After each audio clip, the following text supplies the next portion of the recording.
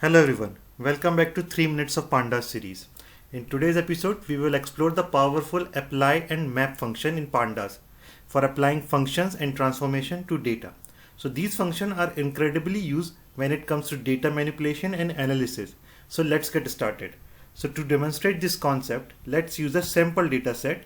We have a data set that contains information about employees, name, salary and department they work in. Now let me run this code.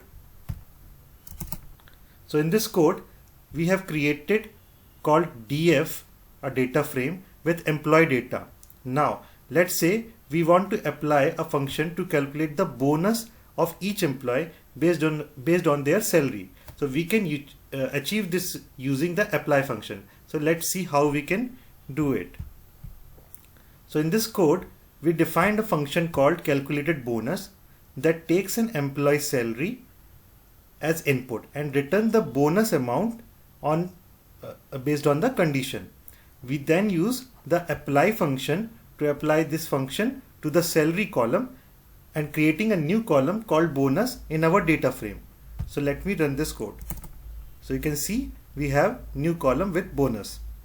Now moving ahead, now let's say we want to map the full department name to the corresponding abbreviation. We can achieve this using the map function.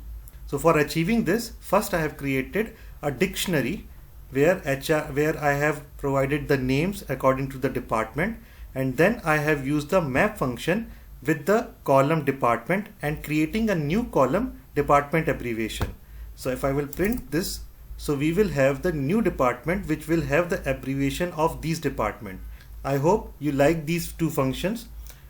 That's it for today's episode and applying function and transformation to data using the apply and map function in Pandas. These functions allow us to manipulate our data in powerful ways, making our analysis more efficient and insightful.